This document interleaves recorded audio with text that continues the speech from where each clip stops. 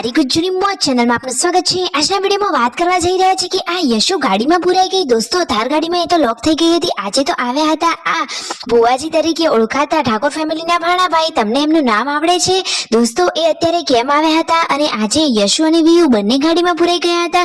પછી કઈ રીતે બહાર આવ્યા? તેમના મમ્મીને કંઈક બહાર જવાનો પ્રોગ્રામ કરી રહ્યા છે તો કોના ઘરે જઈ રહ્યા છે?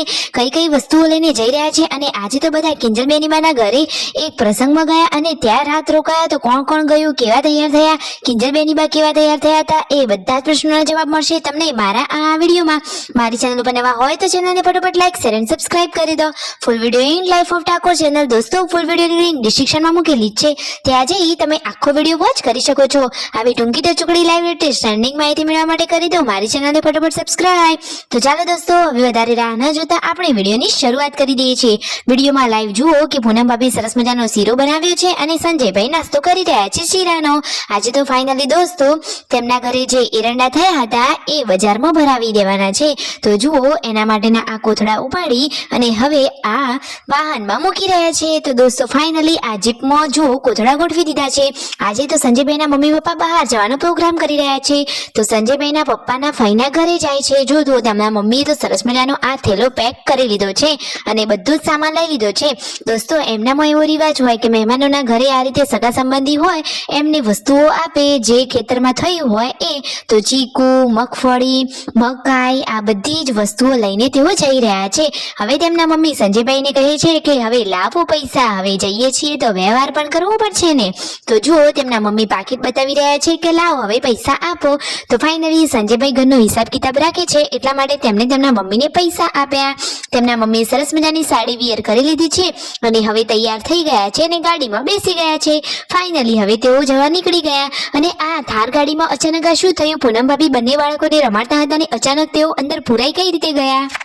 દોસ્તો યશુ અને વિયુ બંને ગાડીમાં હતા તો વિયુ બહાર આવી ગઈ અને યશુ અંદર કઈ રીતે રહી ગઈ અને તો એ તો ગરમીથી આખી જ પલળી રહી હતી અને બધાના જીવ અધ્ધર થઈ ગયા અને જુઓ બધા જ લોકો ગભરાઈ ગયા અને રડી રડીને તેના તો હાલ જ ખરાબ થઈ ગયા। જુઓ તો ખરા કઈ એવી ઘટના બની હતી। તો અહીંયા બંને જણા રમતા હતા ત્યારે વિયુ તો દરવાજો ખોલી બહાર આવતી રહી હતી પરંતુ યશુને અંદરથી દરવાજો ખોલતા નહોતો આવડતો તો એ તો અંદર લોક થઈ ગઈ હતી। તો દોસ્તો થોડી વાર તો ઘરમાં આ બધી ચર્ચા ચાલી અને પાછા તેમના મમ્મી પપ્પા પણ ઘરે નથી તો પાછું આવું બને એટલે એમને પણ વધારે ચિંતા થાય। તો દોસ્તો ફાઇનલી એ તો ટાઈમસર પાર્વતી ભાભી એમને જોઈ લીધા એટલે બહાર કાઢી લીધા બંને બાળકોને। પરંતુ દોસ્તો ખરેખર ધ્યાન રાખવું જોઈએ, ગાડી બંધ હોય, કાચ બંધ હોય એટલે બહાર અવાજ આવે નહીં અને અંદર ઓક્સિજન મળે નહીં। આવી ગુંગળામણમાં તો બાળકને કશું પણ થઈ શકે છે એટલા માટે આપણે પણ સાવચેતી રાખવી જોઈએ। પૂનમ ભાભીએ તો આજે સરસ મજાની સાડી વેર કરી છે, મને તો એમની આ સાડી બહુ જ ગમી। ફાઇનલી બપોરે બધા લોકો જમવા માટે બેસી ગયા છે અને પછી સાંજે આવી ગયા છે તકાભાઈ જે તેમના ઘરના ભાણા છે તેમના ત્યાં જાતર રમીનો પ્રોગ્રામ છે। તો કઈ તારીખે પ્રોગ્રામ છે હવે ઇન્વિટેશન આવી ગઈ છે અને મુખ્ય મહેમાન તરીકે બોલાવી લીધા છે ઠાકોર ફેમિલીને। તો તારીખ 14/4/2024 ના રોજ તેમના ત્યાં આ રમેણનો પ્રોગ્રામ રાખેલો છે। તો દોસ્તો જોરદાર મજાનું મહા આયોજન કરેલું છે અને ત્યાં મસ્ત મજાનું આમંત્રણ આપી દીધું છે। તો ફાઇનલી કંકોત્રીઓ લખી દીધી અને આ ઘી બરણીમાં કેમ ભરી રહ્યા છે? દોસ્તો આટલું બધું જ ઘી તેમના ઘરનું તખાભાઈને આપ્યું માતાજીના કામમાં દીવામાં વાપરવા માટે। ખરેખર ઠાકોર ફેમિલી દાનમાં તો બાકી એક નંબર છે। તેમના મમ્મીએ ઘરની ભેંસનું જે ઘી વલોવીને તૈયાર કર્યું હતું એમાંથી 5 કિલો ઘી એમને આપ્યું। કિંજલબેનીબા આટલા સરસ તૈયાર થયેલા, અરે વાવ!